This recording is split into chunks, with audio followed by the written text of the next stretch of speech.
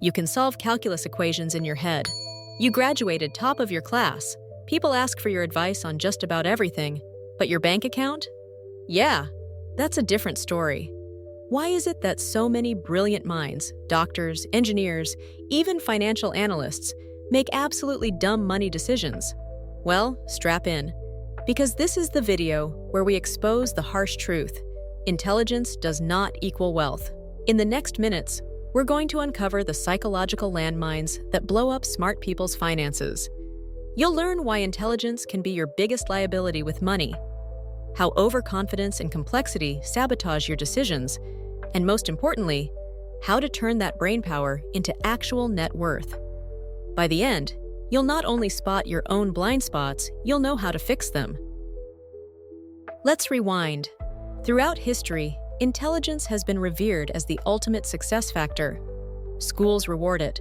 Employers pay for it. Society equates high IQ with high value. But when it comes to money, the story gets complicated. Take the 2008 financial crash. Some of the smartest people on Wall Street created financial instruments so complex that even they didn't fully understand them. What happened next? Catastrophe. Or look at famous bankruptcies. Michael Jackson, Nicolas Cage, even Nobel Prize winners have gone broke. Clearly, knowledge alone isn't enough. In fact, sometimes it's the exact reason people make bad choices. Let's break down the first villain. Overconfidence bias. Smart people are used to being right, so when it comes to money, they assume they're right there too. This often leads to risky investments, day trading without experience, or ignoring expert advice because I've got this. Next up, the complexity trap. Smart people love nuance, but personal finance rewards simplicity. Spend less than you earn, invest consistently. Avoid debt. Boring, right? So they overcomplicate things, thinking there must be a smarter way. Then there's paralysis by analysis. Too much information, too many models, too many hypotheticals, and no action. Being smart sometimes means you wait forever to optimize instead of just doing the damn thing. And perhaps the most dangerous, the identity dissonance. If you see yourself as smart, admitting you messed up financially feels like an attack on your identity. So instead of correcting course, many double down on bad choices to avoid ego damage. Here's the kicker. Money isn't logical, it's emotional. And emotions don't care how many degrees you have.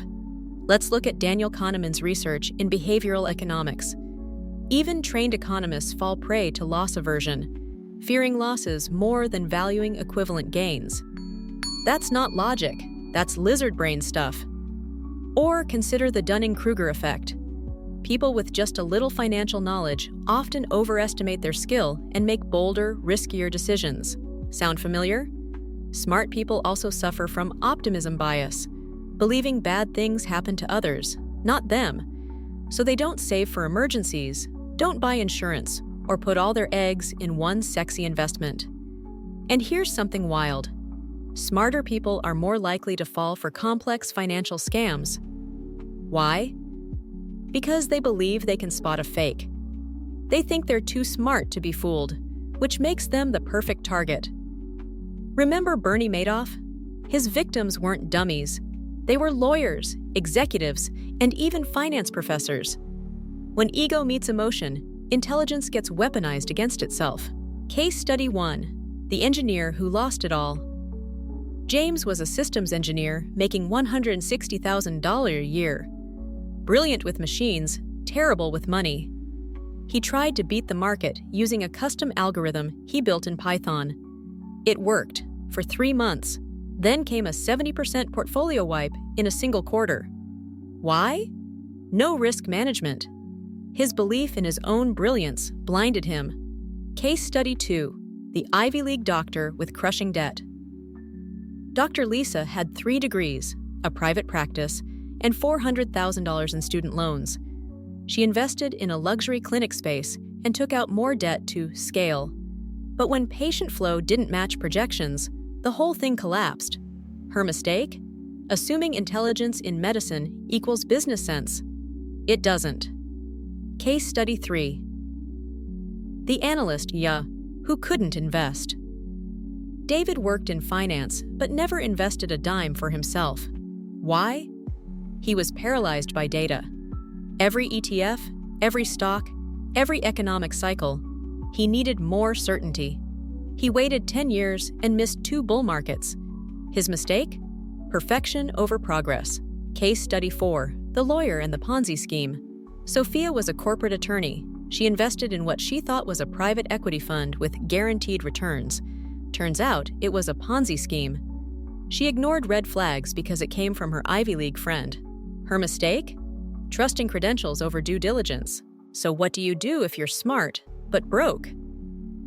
Step 1. Embrace simplicity. Complexity isn't sophistication. It's often a cover for insecurity. Automate saving. Index funds. Build an emergency fund. Stick to what works. Step 2. Kill your ego. Being wrong isn't a failure, it's feedback. You don't have to be right, you just have to be rich. Let data, not pride, guide your decisions. Step 3. Take imperfect action. Don't wait to know everything. Start now. Learn as you go. Small steps beat big intentions. Step 4. Build mental guardrails. Set rules. No investments you don't understand.